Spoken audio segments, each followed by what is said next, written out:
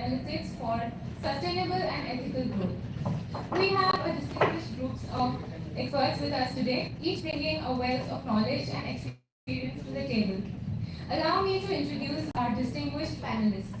To begin with, we have Dr. Anuradha Patel, Research and Data Analytics, Access Health International, a dental surgeon and public health professional with 14 years of expertise in various domains like public health. Her strengths lie in public health research, implementation support, and knowledge management, particularly in health financing impact evaluation and an Arogya Setu scheme in Andhra Pradesh, collaborating with prestigious organizations such as NITI Aayog and Andhra Pradesh Health System Strengthening Project. Her recent project with Pirammal Swasthya and the Ministry of Tribal Affairs underscores her commitment to creating positive health impacts, including the creation of health profiles of 177 tribal districts. Next, we have Ms. Soumya Agarwal, Competitive Intelligence and Associate Manager, Accenture Solutions Private Limited. With over a decade of expertise, she has been at the forefront of sales enablement and competitive intelligence, making significant contribution to companies like Cognizant, FirstSource, and presently Accenture. Her analytical prowess doesn't stop there. She has also excelled in re-engineering business processes for operational excellence and crafting innovation tools like Technology Radar and Partnership Heat Map. Next, we have Mr. Surya Narayana Murthy, Global Head of Data Science, Tide Platform Technology and Services Private Limited. With extensive experience in data science, machine learning, and predictive modeling, he has worked in several domains like banking, financial services, fintech, brokerage services, supply chain, manufacturing, and human capital management. In his current role, he has formulated enterprise-wide machine learning policies, ensuring consistency and compliance with quality assurance and validation. He has also implemented a model observability solution, enhancing governance and accountability in data science processes. He has been an industry speaker, sharing his perspective and thought leadership at various forums like PyConf, ISD Data Summit, etc. Joining us as well is Dr. Lohitaksha M. Meyer, Faculty of Entrepreneurship and Management, IIT Hyderabad. Dr. Meyer's expertise lies in intersection of operations research, decision making, machine learning, and optimization techniques, with a focus on sustainable decision making in various industries such as aerospace, manufacturing, and supply chains. Dr. Meyer has contributed significantly to the field of logistics and supply chain management.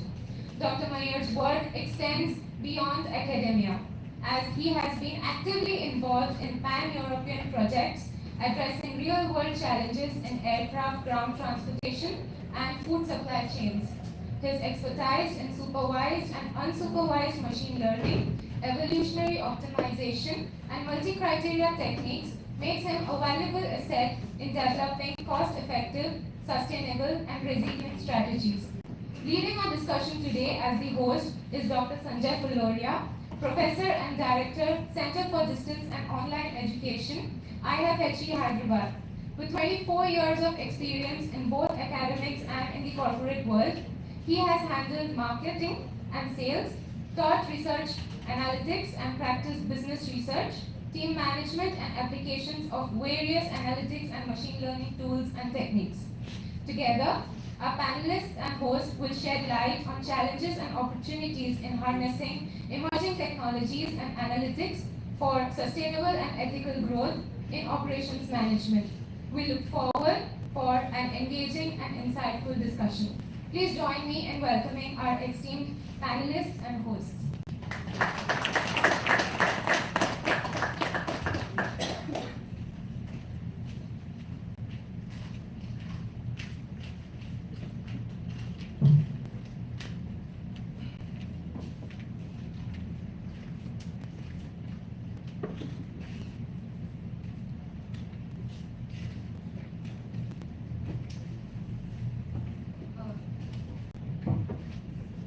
For the sampling distribution, I would call Ma'am Soumya Ma'am for. I would call Dr. Shiva Gupta to give the sampling to Soumya Ma'am.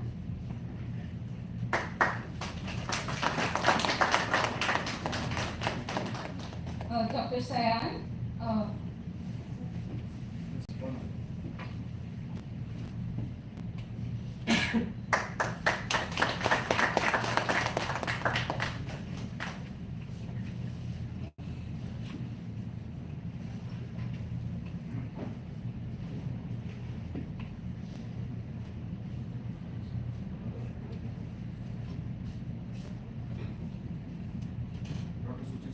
Dr. Suchismita Swine to Anuradha Ma'am.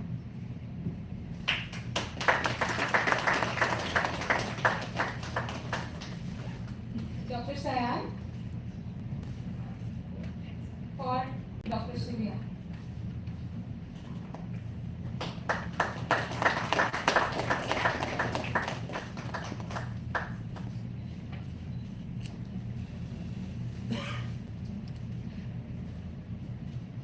Dr. Ramesh to Dr. Lohit.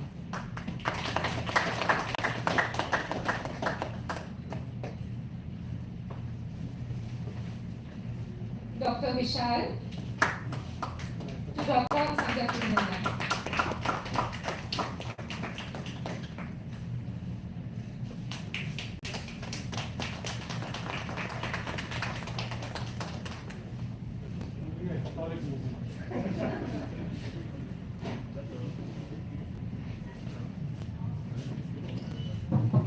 Thank you, Sodaram, for the lovely introductions. Good afternoon and welcome to this session, the panel discussion. So on my behalf and on behalf of IFHE, I welcome all the guests. They kindly consented to be here today.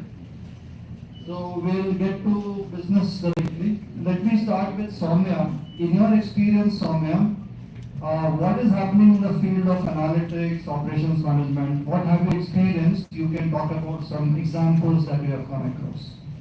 Hi everyone, I hope you all are doing fine. Good afternoon, and I hope I will not bore you after the first lunch session here.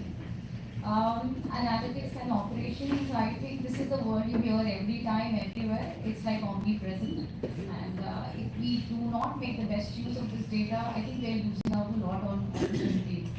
So for me, I will say data analytics is like the core of my role. Just to give you a little brief, I've been in industry for more than a decade now, and it's like the bread and butter, day in and day out for me. And like the sir has put a question to me, I think data intensity is just growing every day because we are using data in a lot of manner, leveraging it everywhere. We go, we see data everywhere. And if we do not channelize this data properly, we will lose out on a lot of advantages.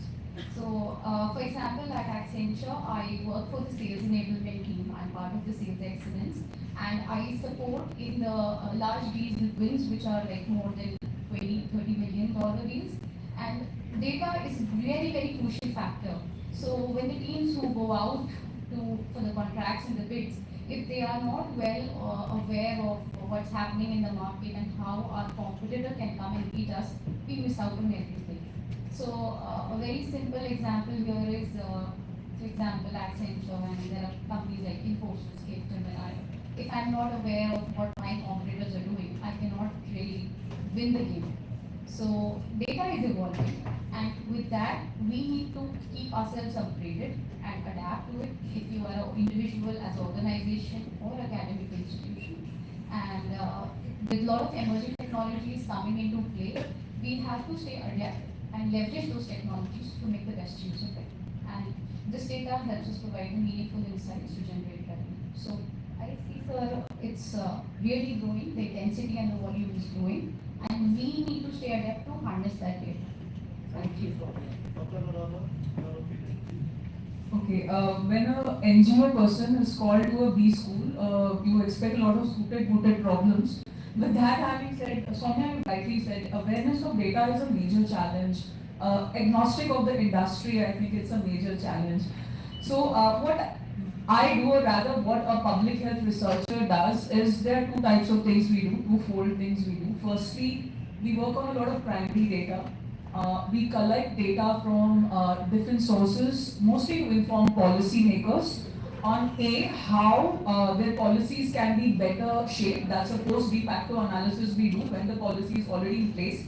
And increasingly, we have been doing a lot of baseline evaluations also. I think when I started working, our colleague was mentioning about Arogya Shri scheme. That was the first project I worked on. We didn't have any baseline data to evaluate the scheme. Arogya Shri is one of the largest state-sponsored health insurance programs, just for those who are uninitiated about it. So that's what it is, run by the erstwhile government of Andhra Pradesh, rolled out in 2007. So that's what the scheme was. It at one point covered 86% of Andhra Pradesh's population. So at that time we didn't have any baseline data, but of late, a lot of baseline data is also being collected. Recently, we worked with the government of Andhra Pradesh to evaluate their health and wellness centers. Now, just for you to understand, health and wellness centers are the last mile reach. They cover a population of 5,000. So that's the population of a village essentially. So that's the data we collected, and that acted as a baseline for a program called Ayushman Bharat Arogya Mandir, which is converting these centers into nurse-manned centers. If many of you know about the UK health system, health and wellness centers are run by nurses. So that's what the government is envisaging. The other part of data we look at is the data which is collected by the government. We do a lot of analysis of that kind of data. Mostly data in public health is either collected through surveys, large-scale surveys. We have many surveys which probably in the course of the discussion I'll talk about. The second is the utilization data. Again, that is mostly from the government sector. We don't have much of an idea of the private sector utilization. That's like a black hole currently. We don't know the utilization numbers in the private sector. And I think finally, we have data on these vertical programs. Now, this is all horizontal data. If you all understand horizontal and vertical integration, there are vertical programs which are disease specific. So we work on data of TB, malaria, and that is not tied in any way to the main health stream. Those are completely separate data sets. So you can understand the complexity that we have these siloed data sets which we are working on, and how the government is currently planning to tie it up. Probably in the course of discussion I'll talk about. Thank you, Dr. Mohan. Dr. Mohan. Thank you for the question. So I'm sure people from industry, Sonia, Ms. Anuradha and Sonia, so won't be able to give you much better examples. So in terms of use of data in the practice. So I will share my experience from the academic point of view. So the subject of operations analytics, it all hit me or my passion during when I was doing my BTech in mechanical engineering through the subject of operations research. So that's why I thought that somewhere there's a logic to minimize the cost. And then so that made me do my master's in industrial engineering and continue towards doing PhD. And my problem that I addressed in PhD was to model transportation systems for food supply chains. So that was, across the day-to-day you have been hearing about lots of analytical models. And in fact, the Honorable Chief Guest also mentioned about the difference between predictive modeling and prescriptive modeling, right? So that was what I was involved in. I was involved in prescriptive modeling for food supply chains. So I realized in the process that not all problems in practice can be solved by prescriptive modeling and efficient, cost-efficient solutions. So effectiveness is a very important criteria which is also been pointed out. You get optimal solutions, it cannot be applicable to practice. So then slowly, after my PhD, I moved on to do a postdoc in a couple of universities in the UK. So the first one was in University of Sheffield, where I worked with aircraft ground transportation problems as it was being introduced. So there we worked to optimize carbon monoxide emissions with taxi time during the taxi phase of the aircraft. So the aircraft goes through you may be hearing to announcements like it's going to the taxi bay and so on. So that the after the landing of an aircraft to the parking, it's called taxi bay. So during that time, carbon monoxide minimization is a very important problem in the ground data transferring system. So that's a prescriptive analytics problem again. So there are many challenges in that. The main challenge is that we cannot compromise with time because then maybe it would lead to clashes, which is very highly expensive. So there's an interesting problem. So we work with simulator systems to first analyze if what we deviate from the solutions, what's going to happen, the impact, and then it was implemented for a couple of airports like Hong Kong Airport, London Airport, etc. Pilot studies. And yeah, after that I moved back to my PhD area, which was on again food supply chains, but perishable food supply chains. An interesting problem of how to look at reducing wastages in fresh food supply chain. Right, so there's a lot of confusion, like very rightly pointed out by the chief guest today, that there's a lot of buzz about digitalization AI. Right, so how effective is that being implemented in the fresh food supply chain? In fact, the code scenario helped a lot to companies really think on how can we digitalize our operations and reduce food wastage and ensure continued deliveries.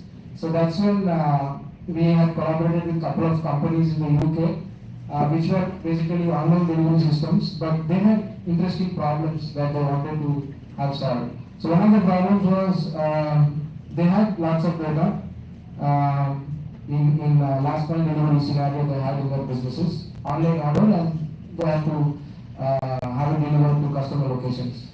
So one of the problems was privacy.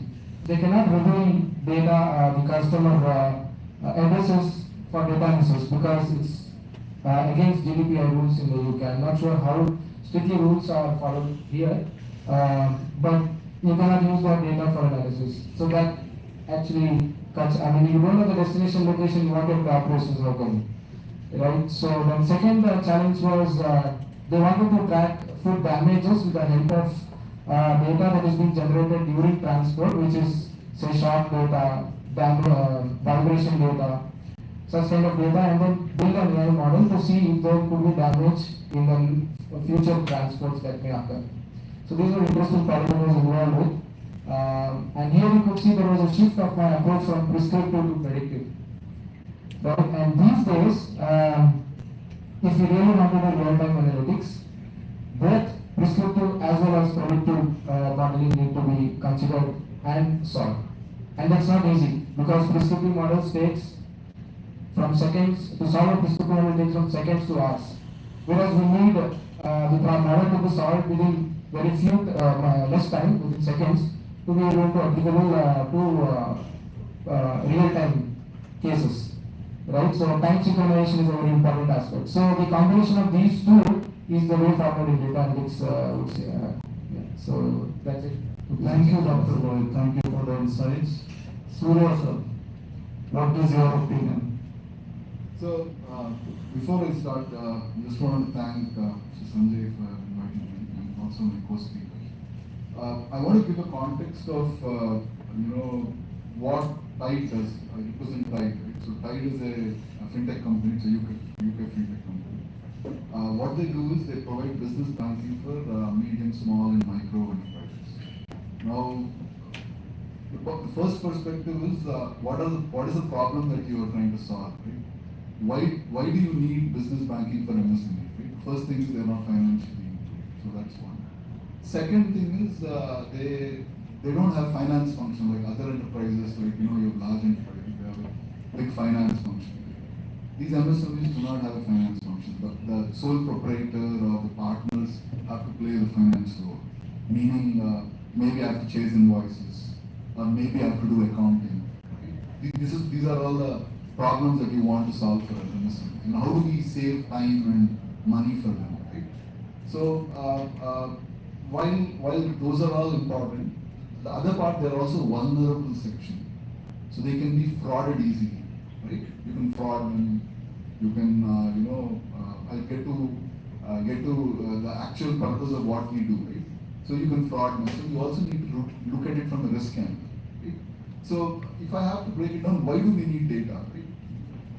Let's step back, right? We need data for decisions, right? From data comes decisions, right? And decisions can take, you want to take effective decisions, meaning you want to take right decisions. The second thing is you also want to take it speed. I think Dr. Lorit was talking about speed, right? The efficiency part. You want to take it at scale, at fast. These are the two things that you want to solve, right? And that's where you use data. That's the foundation. Now, coming back to the problem that I was talking about MSME, is like one thing is you want to look at, they send, the platform actually allows MSMEs to send invoices to their customers. Now, you don't know how many MSMEs, how many customers of theirs have paid those invoices. So there is a opportunity for us to see, that's where you say, tell me, did invoice 1, 2, 3, 4 get paid? It's again the guy has to look at some of the transactions and then match and then look. Instead, if you're able to build some intelligence, because it's already on the platform, you can do the matching and say, oh, these are the 4 paid, these are the 2 unpaid. And then you can say chase, right? So that's one way of looking at it. The other is, I do a lot of transactions, classifying those transactions to what I did. Did I buy stock? Did I other expenses? Did I do it on travel? As soon as the transaction comes in, you want to classify it. And what happens with that is you get a cash flow.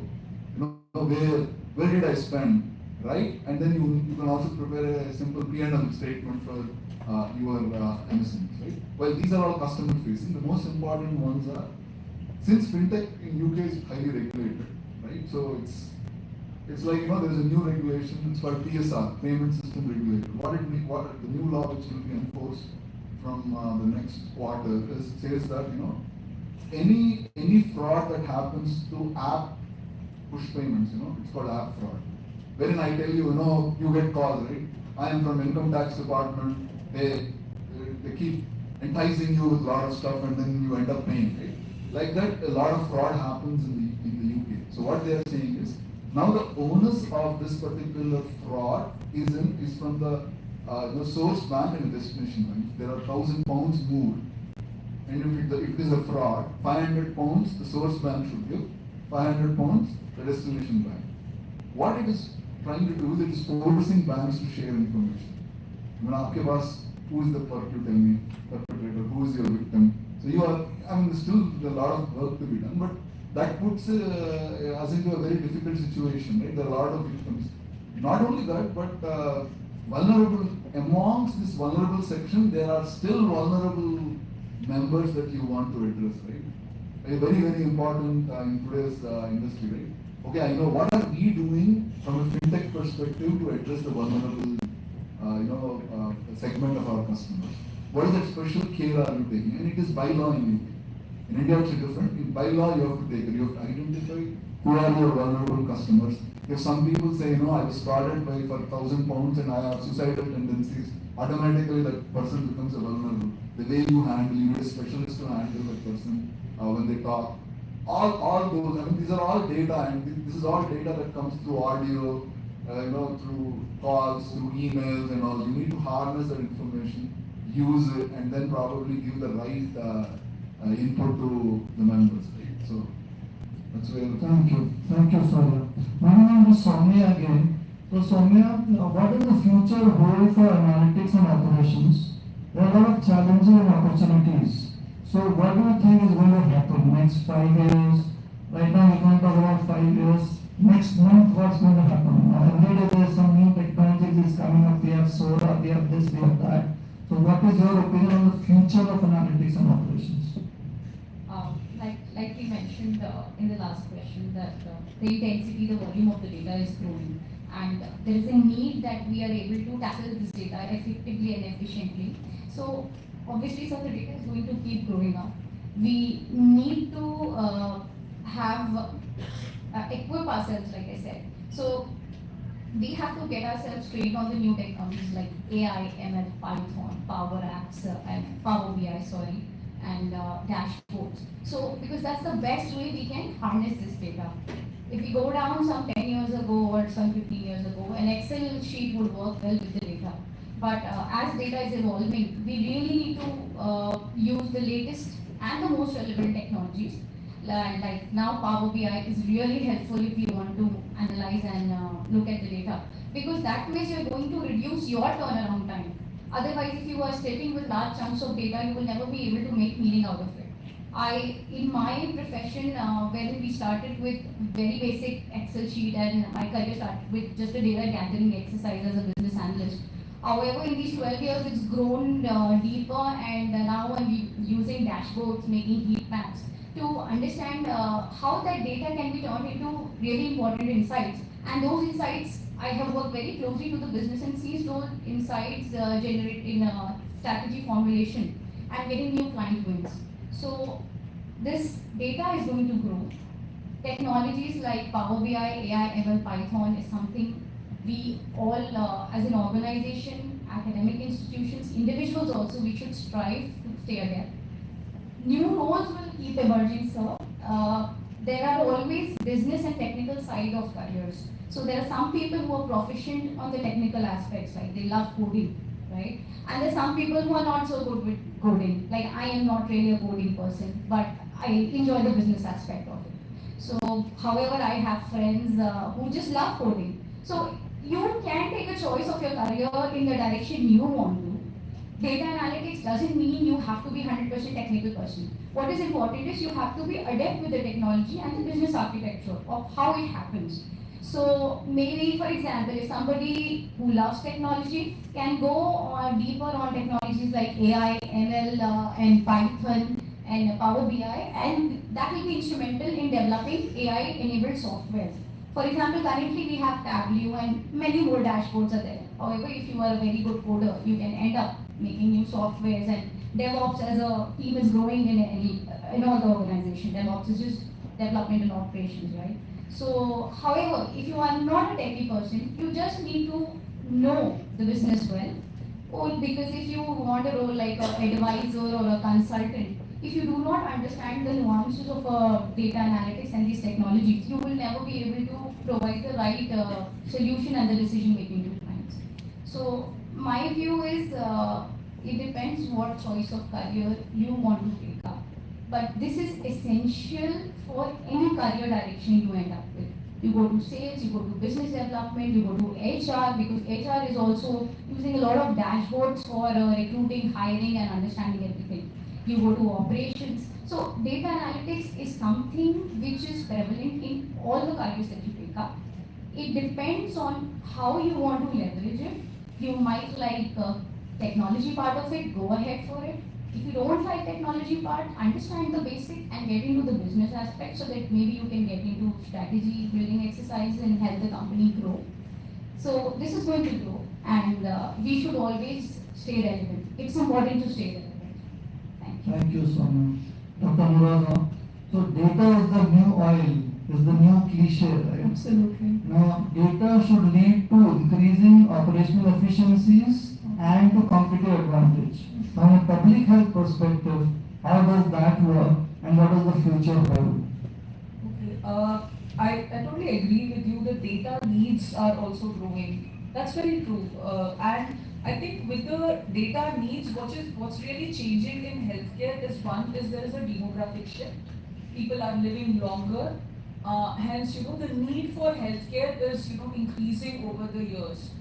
The older the population, the more the need for healthcare would be there, and we are seeing this in a lot of Western countries. And as India's demography is also shifting, we are going to have a lot of older people needing healthcare. So that having said, I'll just talk a little bit about the policy space, as I mentioned in the previous discussion.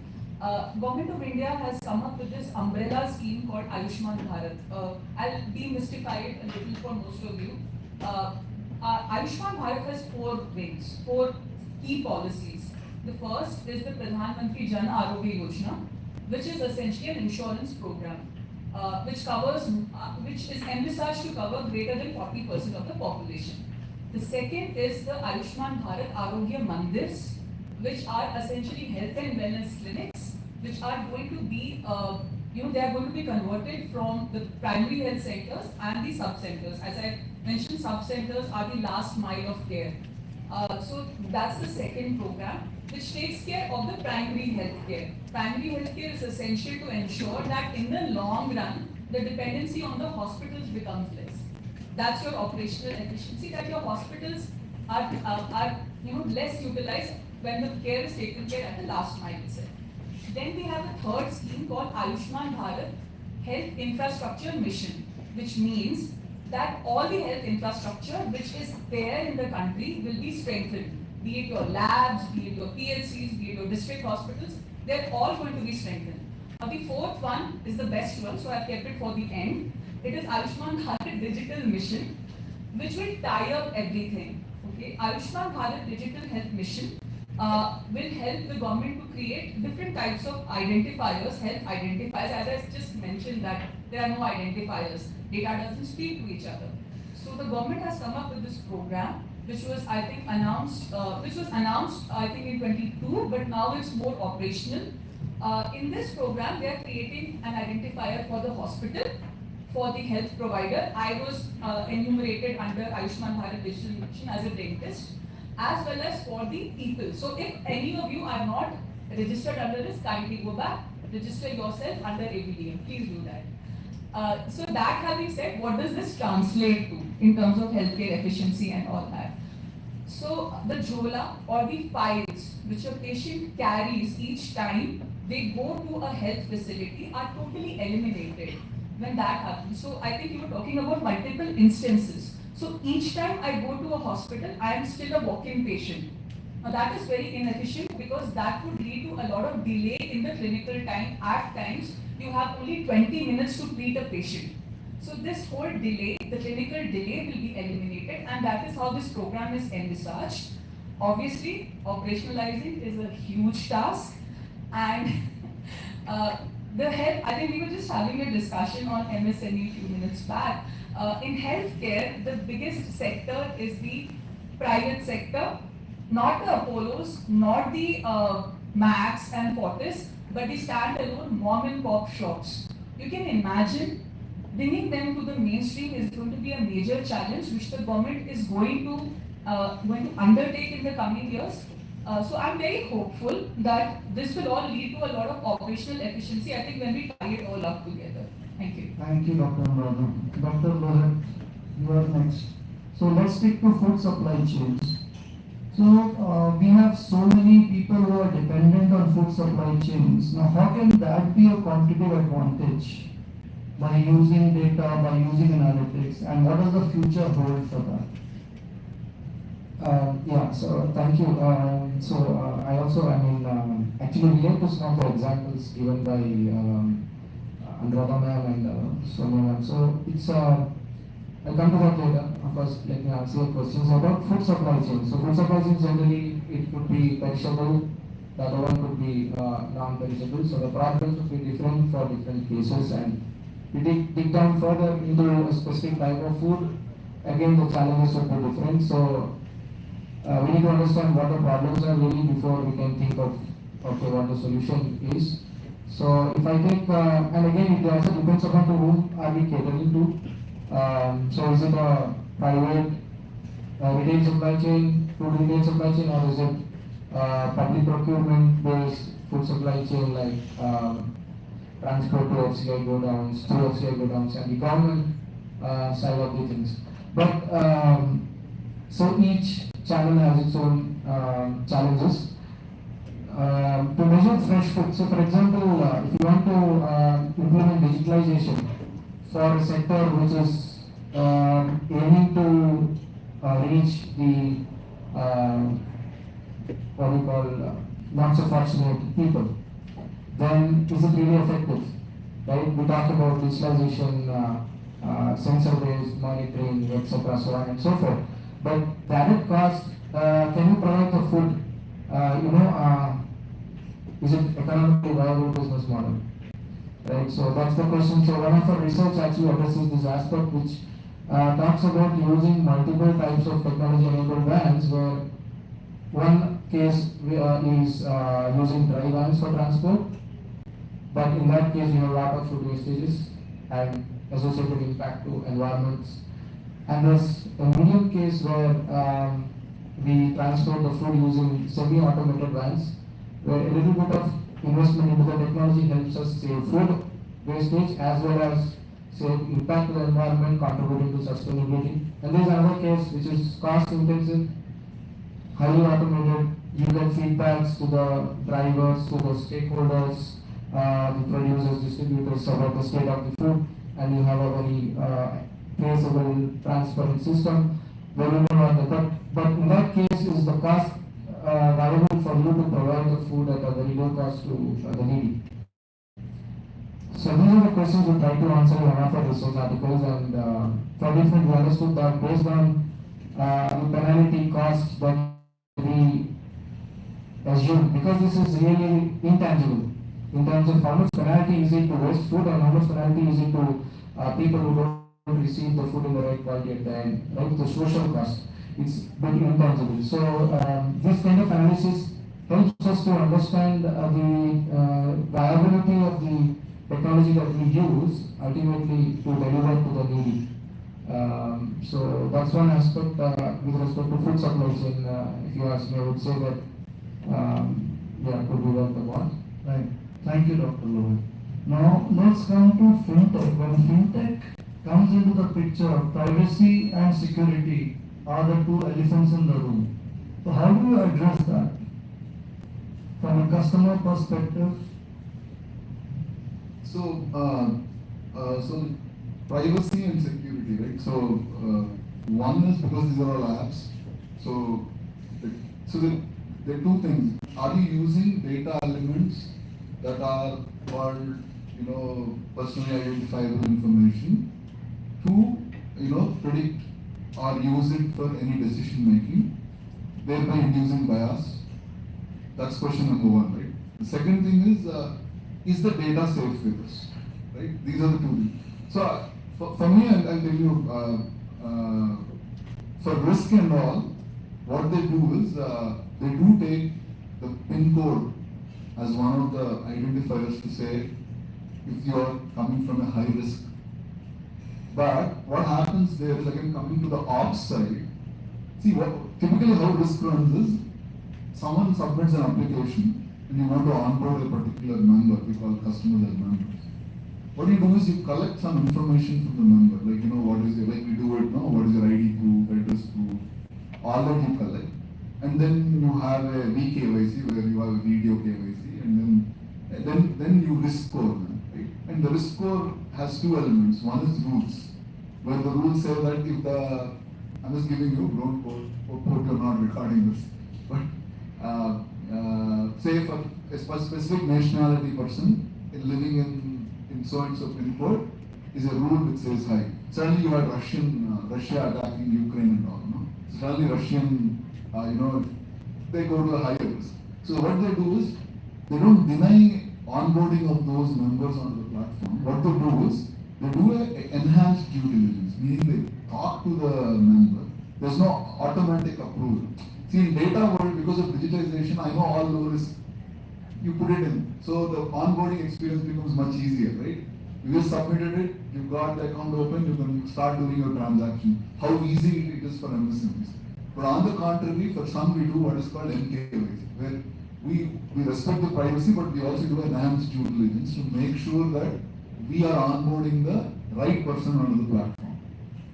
Security and all, again, it goes to GDPR, and we were talking about data lineage and all, where I'm storing. Today you may give your permission for me to store your PI information, but tomorrow you decide to withdraw it.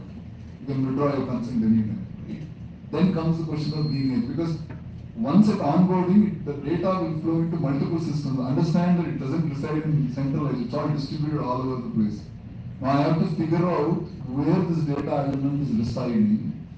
Then based on your consent or your dissent, I have to, build all of the lineage to delete all of the, the data elements, right? It goes till the observability part. If you're using predictive modeling, machine learning, where you are trying to do, it goes till there. You have to go till the end and delete. So that's one not a challenge, but I would say that that's also a need, because it's a regulatory one. Thank you, Surya. Coming back to Sonia, now all the businesses worldwide, they have to be sustainable, right? Sustainability can't be left hanging. Sustainability is an important perspective all the businesses have to take. So how can analytics or emerging technologies help with sustainability initiatives? What is your opinion? I think that's a very apt question in today's time, and that is where I mean that's something which has become very valuable and very very mandatory by the clients we work along with. They are all concerned about sustainability, and to put it very easy, sustainability is just ESG, environment, social and governance, right? So you have to ensure that your society, environment, everything is fine. And so with sustainability, we are trying to say that it should be zero waste. We are trying to reduce the emissions, and in this way, we are utilizing our resources efficiently, and in the same manner, we'll end up saving on our cost also. So how emerging technologies are helping? Actually, companies are implementing dashboards. They are leveraging analytics to track carbon emissions and greenhouse emissions, of what is the waste they are generating, and against the benchmark goals they have. All the companies are now having some goals that by 2027 they plan to achieve net zero targets or by some timelines. So they are benchmarking them and seeing how they are doing against their targets, and their analytics and all these AI ML technologies are helping in those dashboards, because AI is able to capture the data in, fast, and they are able to play on the data and get the results. So it's helping in strategy formulation for that. And I can quote an example. I know companies like Deloitte, they have a sustainability platform in place. Accenture has partnered with a company which is called Pulse ESG for sustainability measures. So a lot of M&A activities happening in the industry, a lot of partnerships are happening, and analytics in terms of building dashboards where they're analyzing how carbon emissions and all these wastes are affecting the industries. So rather, what is happening in the sustainability space in healthcare? You already look. Okay, I'm an optimist, so I'll still say there's something happening. So essentially, sustainable health infrastructure or resilient health infrastructure is one major change which we are looking at. Now I'll give an example of an organization called CDRI. It's Center for Disaster Resilient Infrastructure. It's a WHO-based organization. So CDRI recently did an analysis in a earthquake-prone zone of Sikkim. Okay, when they were doing an analysis, there was a landslide in Sikkim. So the most hit of all the things in, I think, when a disaster really happens is the health facilities. When what happened in Visakhapatnam, you remember King George was totally destroyed. So yeah, that's a major problem, and we are looking at that.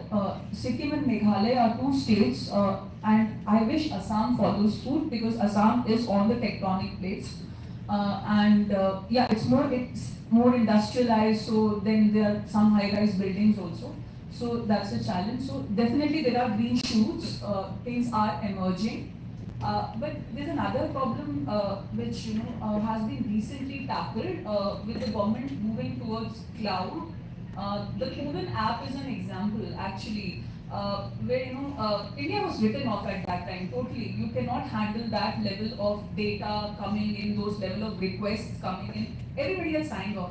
So that's when they thought, let's move from the more Excel-based systems and those things which generally HMIS has, to a cloud-based system where AWS, METI and Ministry of Health and Family Welfare came very silently together and created this Amazon Cloud Front, a content delivery network which ensures that all your digital assets like your JavaScript, your HTML, etc. are available. You won't believe it, when it was so unsustainable. India was thought to be so unsustainable at that time, that when they opened 18 to 44 age group for the vaccines, the requests jumped from 6,000 requests per second to 46,000 requests per second. And with the power of public-private partnership, I think that's one way to go for efficiency in healthcare, the public-private partnership element. Today, 95%, as of 4th March 2023, I remember that date because my father turned 80. As of 4th March 2023, 95% of Indians were vaccinated for at least one dose, and 88% Indians had at least 2 doses. So that's like 2.2 billion doses. That's really the power of public-private partnerships that was at play. So that's another way to achieve sustainability in public health as well. Thank you. Dr. Rohit, so what is your opinion on sustainability analytics?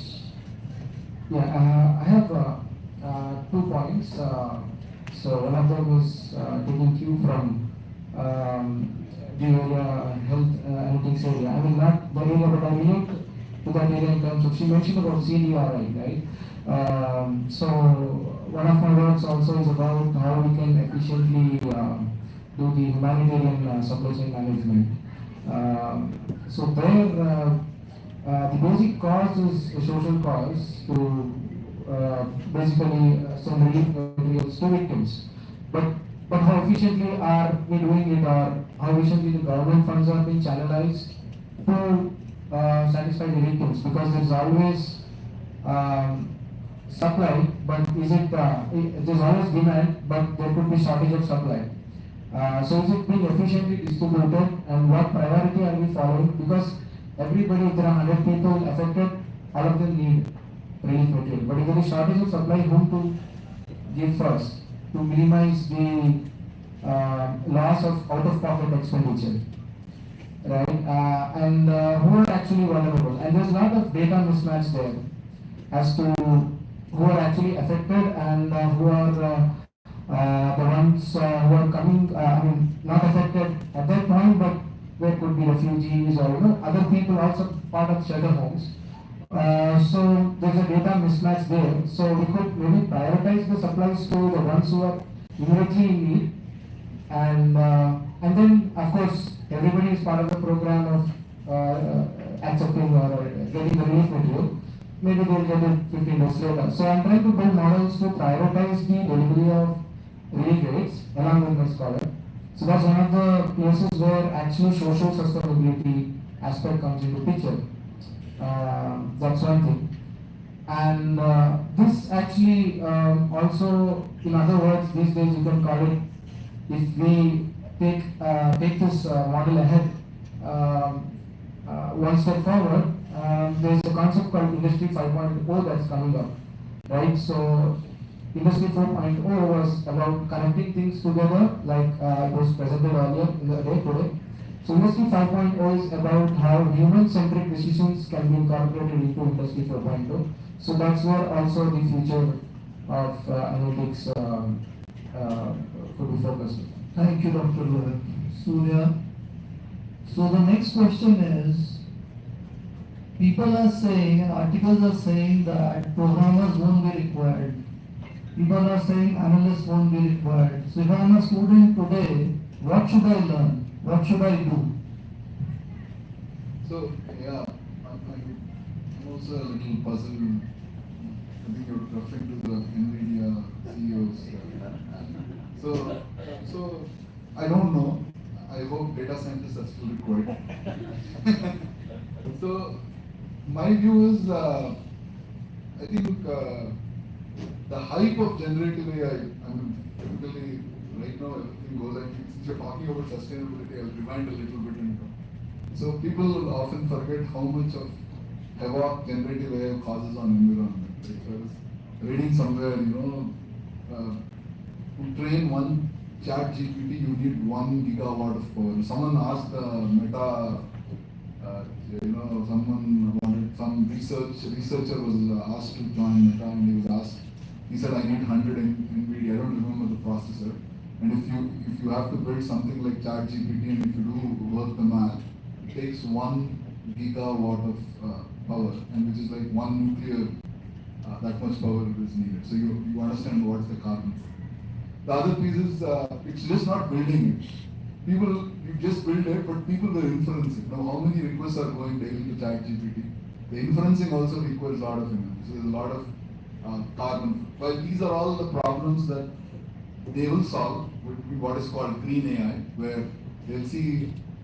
So one approach is all of these have got 1 trillion parameters or something, very huge.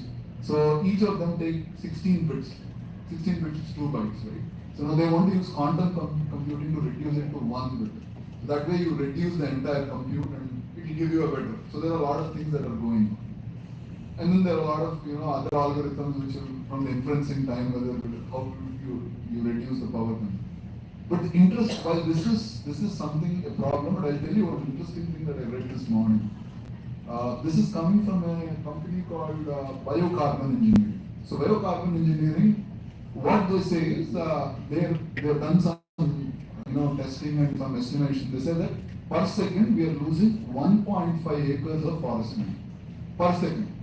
So that translates to about 15 billion trees per year. 15 billion and B, right? Now, what they are proposing is they have a drone. The drone, what it does is it actually flies over a terrain and injects a bullet, a biodegradable bullet, into the surface with a seed. And they're planting 100,000 trees per day, one drone. And they're producing 100,000 drones. So, well, again, this is AI. So you have to understand the terrain. You need to know how much deep it is to go. So that's the AI ML part of you estimating it and all. And then of course drone technology. And then of course after that you need to monitor to see how the trees are coming. So that's while the battle is still not lost, there is something more. I forgot the question though, sorry. What should a student learn? See, for me from an analytics, I come from a very business background. I always put business in the front. So, are you able to, tools are agnostic, you don't worry about tools. What is the business value that you are bringing? If you are trying to solve, I tell you a typical example of fraud, right? Let's take a fraud, an app fraud. Some payment is flowing out of your system. Within a split second, you have to say whether it is a fraud or not a fraud. Within 300 milliseconds, right? Because if you do it more, experience suffers. So you have to have that time. Now, there are only two things in fraud. You detect fraud, right? And then you raise an alert. Once you raise an alert, what happens? The alert goes to an ops team. The ops team works on that alert. Is it correct? Because the question is, why don't we, raise all alerts, all transactions as alerts? The problem is you don't have an army of people looking at it. So what you do is you still send some alerts, real alerts, and you also plug them with false alerts. Typical precision versus recall kind of a problem, right? So what you do is you send false alerts. Now the problem is people take longer time to resolve. Now the question is, from a business angle, is what is the optimum team size I need? If I have to recall. See, the news is you can't have 100 fraud eliminated. So you have a risk tolerance. You say like, okay, I am okay. 250,000 pounds I am able to bear. After that, I will run some experiments. In all of this, the important piece is you need to understand the business context. Right? That I detect alerts, I also manage it. Now, managing alerts is all, I read about the payment. Who has done the payment? Surya. To whom? Mr. Lloyd, Dr. Lloyd. Now, what did he do it in the early? You need a lot of information. Is Dr. Lloyd blacklisted? Is Surya? So you need to get all of that information, right? Now, that is what is called processing. So most of the time the alert is generated, but the processing takes a long time. So you want to avoid all of it. So understanding this context is very important. So the entire flow, the customer journey is important. So that's one thing that students have to make sure. I mean, in terms of having that entire horizontal, not a vertical. I'm a specialist in marketing. No, you are no doubt a specialist in marketing. You are more interested in customer acquisition, but customer engagement, and then what happens? Entire lineage, what products the customers use, right, etc., also have to be. Every company needs an all-rounder, a rock star, as they say. You don't need an all-rounder. What you need is your ability, your curiosity to learn new things. Can you learn and, add to the big picture? I know this. Okay, tomorrow someone is telling me something. Can I add it? Can I get it? Can I make my vision a little bigger? And that's how you grow. And that's how you also will propose better solutions. Thank you, Surya. Dr. Rohit, your thoughts on what should the students learn? What are the future careers that you envision? These days, I think students learning, right? Is it driven from passion or is it from the society societal pressures?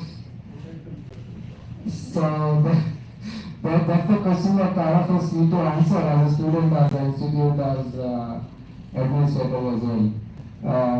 Because I'm getting this question because we have a program called Empathy Technology, right? And we have students coming in, fresh graduates, and yeah, there are courses related to different streams of management, and we train them little bit towards using them towards entrepreneurship activity. Not necessarily start, or maybe later on they could get some insights or motivation to start later on in their life. So that's the motive of the program, and it has come from the vision of our director that we should move from job providing kind of a job seeking kind of attitude to a job providing kind of attitude. What Mark Zuckerberg says, right? I create purpose of purpose. So that's how I think the learning should be among students, and they should be entrepreneurial by themselves, and there should be a more organic interaction between students and faculty. That's more important than the subjects that we teach. You have subjects to whatever deep level that you want to teach, you can teach, but there should be organic transition of knowledge. That's one point. And secondly, from the education point of view,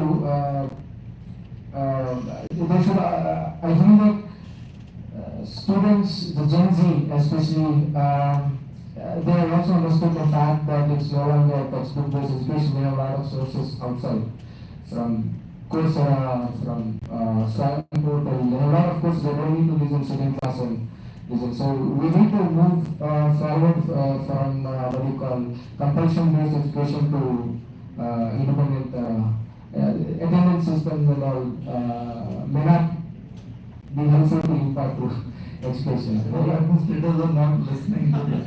No, I mean that's my opinion. Opinions vary. And coming to ChatGPT, the role of ChatGPT, right? It's a lot of talk about should students use ChatGPT. It's Gen AI related to analytics. So I thought I should make this point how institutions may be able to adapt in such a scenario, right? So I'll give an example of my course. So I teach operations management for entrepreneurship.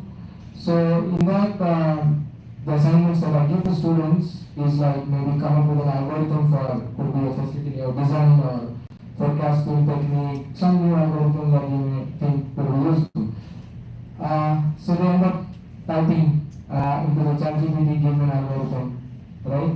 So where do I track them? So it's in the context.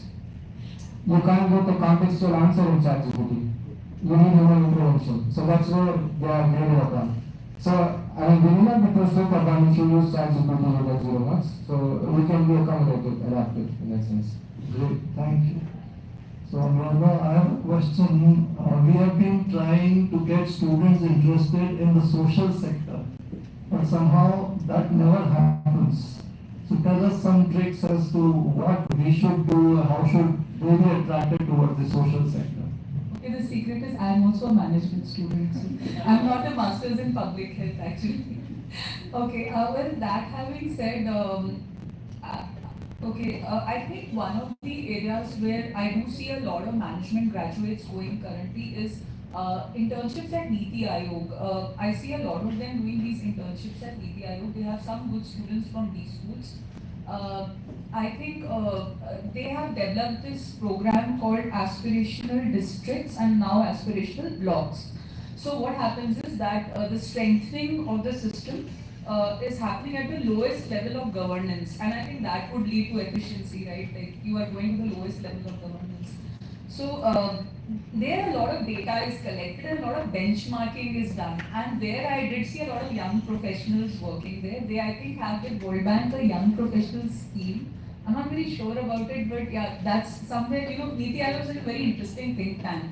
So who have some very, I've had wonderful interactions with such intelligent people. So maybe you can start there, that's one thing. The other is, I think the government sector is also not a bad place to work in the sense that there are a lot of operations happening there, a lot of research happening there. So if you're really interested in research, a lot of governments are working towards hospital strengthening. So that was one of the agenda items in the budget 2 years back, where the hospital strengthening was happening. So that's also another area. But I'll think about it actually. I was not prepared. This was totally out of syllabus. Out of syllabus. And next time I'll ask you this question. Sonia, so when you interview students, let's say MBA students, freshers for an entry-level job, what do you expect? What kind of things they should know? What should they be aware of? What should they be proficient in? What is your expectation? I think I have the most important point from the point that you mentioned. Surya sir mentioned that curiosity is very important, right? So apart from all the academic proficiency, everything that you might have, I think we are able to assess you're curious about something or not, and it is the only factor which is going to drive you throughout your career. Because today it is AI/ML, tomorrow it will be some new Gen AI/ML, and then Gen 3 AI/ML, right? If you do not have the curiosity to learn and grow yourself, you will never grow. You will be saturated at a point. So, like Surya sir mentioned, I totally agree. Curiosity is the base. Apart from that, sir, if we interview somebody, obviously scores and all you look at it, they have just some weightage to it. But we want to check your practical aptitude, right? Can you think for a situation independently? We do not want your bookish concepts to come in because honestly speaking, they do not apply in all the situations all the time. If there's any situation, can you come up with thoughts on how would you deal about it? You do not have to be totally coming with big fancy words from your book. You just have to be yourself because we capture that. We know when you're true and you're not.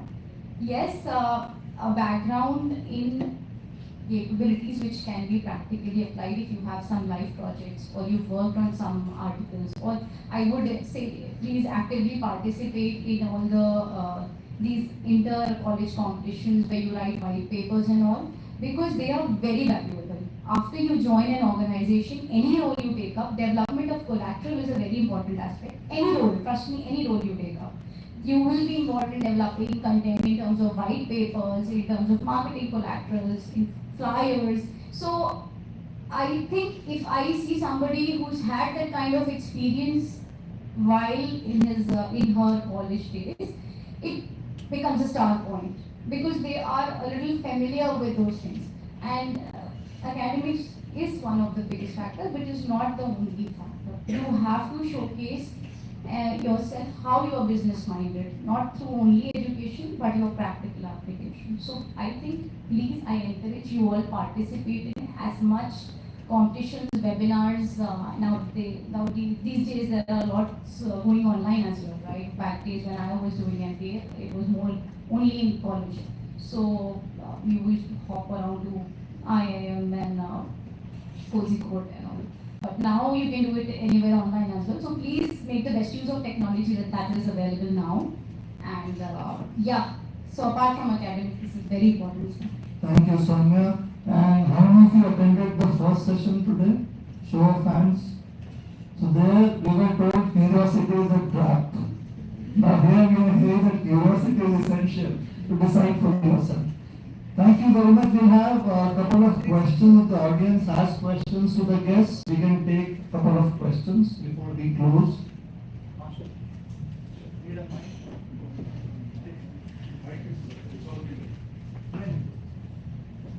I don't have specifically a question, but I will just, you are sitting right in front, you are not just dozing off multiple times. You are speaking off. I tell you why I was speaking. Just too many words being thrown around. The meaning all of us are missing. Okay, so then we are expecting from the students should understand a lot of things. There must be curiosity, there must be interested, there must be passion. They don't understand half the time what the other is doing. So when they go for these white papers, when they go for debates, when they go for participation in showcasing their passion, they're using words left, right, and center. They have no clue what they're talking about. Teachers go to class, teachers have no clue what's going on in industry. They use words left, right, and center. Sustainability, environmental, social, growth, resilience, resilient infrastructure, CDR, GDRP. I'm grown. I have been in this field for 10 years or more. No clue what's happening. And all of us come from different backgrounds, different industry sectors.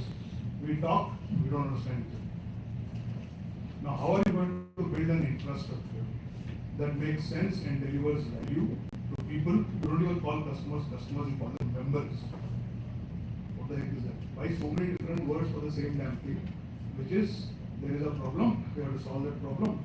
Now you said, I am interested in hiring some हाथी के दांत दिखाने के लिए कुछ, खाने के लिए कुछ. So people talk about it. I'm not really worried about what tool you are using. I'll hire you as long as you have the curiosity. I'm sorry, that's not how the industry works. The industry works only if you know the tool before the tool has been launched, better than some expert in the industry, because you come at a price benefit for me. Right? If I hire an expert, I have to pay them a lot of money. I want a kid who knows better than an expert. If he knows more than me, I'm not going to hire him because he is going to be a threat to me. There's one thing. Just let me finish. I'm not talking just about you. Second thing is, tool agnosticism is not possible. People are there who understand, students are there who know the problem, but this tool agnosticism is not a reality in the industry. So we are talking one thing, we are actually practicing the other. Therefore, there is a problem. The root cause is that we are throwing words around, banding it around. We are not talking the same language because most of us don't want to admit that there's just too much complexity that we are handling. This is exactly what we talked about in the first segment. That process जो है अलग है और जो लोग कर रहे हैं वो कुछ और. In my thoughts. One also. Any other question? We'll have one more question before the answer. No? Thank you. Yes. So, whatever you mentioned, sir, I agree that happens, but I think I am a live example of what it will be. I honestly don't know Power BI. I don't know. But I am working on it in and out now, and I'm learning it on the go. So there's something called learning on the go and learning curve, coming up the learning curve. I am an economics honors pass out, sir. And after that, I have an MBA. So I do not have tech expertise, but it's in my curiosity that over the years I learned Tableau. I learned a couple of languages like Azure, and I'm working on data lakes right now. And my organizations have been a support to it. They have helped me, they have sponsored my certifications, and I have learned Excel on the go, honestly. I did not know data building, data modeling so well. In fact, I happen to have experience of building a digital maturity index at Cognizant, which I absolutely had no idea earlier. Way back during MBA, I did work on building financial models, but nothing beyond that. So I aim to beg to differ on this point. Curiosity means if I can sense if you are interested, it doesn't mean that you have to go and blabber around, I'm interested. You and the person you work along with, you get to know the zeal in the person. And if you can feel it and the person says, yeah, why not? I would like to go ahead and learn this again. So these days I'm working with Power BI. Do you feel the zeal in me, or are you angry that I mentioned? No, I want to bring in my points. Your concern. Yeah. You might find me assertive right now, but I think I feel I have been really lucky that my organizations have supported my growth. More power to you, I hope there are more. Thank you. And yeah, so I'm working along with a person who's expert in Power BI. That person is a totally tech person, and I'm learning from him. He's younger than me, but I'm learning from him. So what I need to say is learning has no age. And because I desired, I expressed my interest to my manager, and I'm working on it. So that's where curiosity comes. You cannot have a. Yeah, I don't have a question as much as I have a passing statement to the question that sir raised and which ma'am has answered, learning on the go. Ma'am, you were already in the company and then you learned on the go. I think sir's concern is about new recruits. Coming from a corporate background, I think we do understand the intricacies of the hiring process and being with some of the best in the world. So I said it's just a passing comment. There's a disparity between what sir has asked and what you have answered as far as my understanding goes. But I'm not the expert here. Thank you. Actually, we get a lot of interns. We get a lot of interns, ma'am, who want to work on the field. And what I have understood is they come to us even for volunteer. Ma'am, we are not talking of interns, we are talking of full-time placement. No, these are students, ma'am. But again, I'm not from this campus, I've come here for a different Yeah, ma'am, so let me respond to your question. Digressing. Yeah. No, it's not digressing. It's a very important point you have raised. So let me try to respond to your point. Though most of them are students, ma'am. They are not people who have finished their job or something, or they are still students. They come for voluntary internships. They are not in the corporate sector. They're still, but they do have the, I won't say curiosity, because I know that's something which comes and goes. Curiosity comes and goes, but they do have the drive to learn. So they do have that. So we have a lot of those kind of people also. Thank you. So we'll close here. Thank you very much, Soumya, Dr. Anuradha, Dr. Lohit, and Mr. Surya. Thanks for sparing time and discussing this very essential topic today in the panel discussion. Thank you.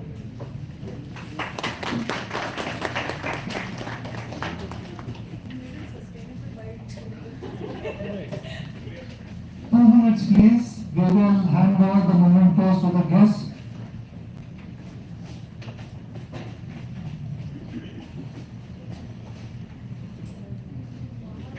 To commemorate this occasion, we now request our dignitaries to come and accept the memento as our token of appreciation. We'd like to call Professor Shailendra to Dr. Surya.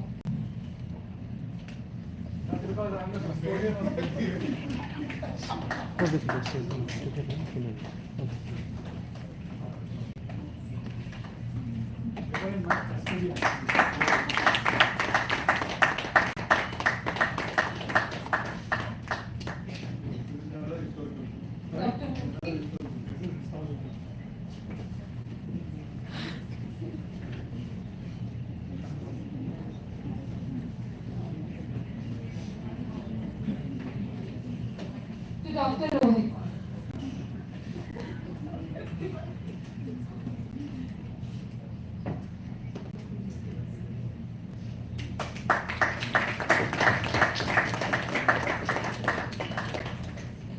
Dr. Prince Vijay.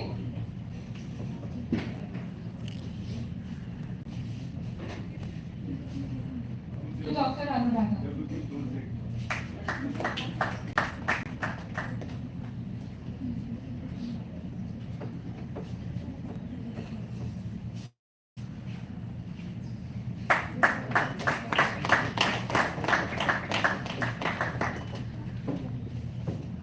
Dr. Rishabh.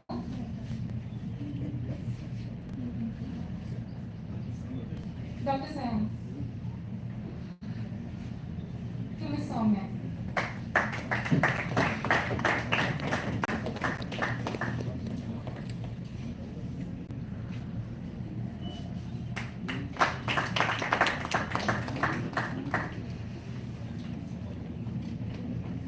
Thank you.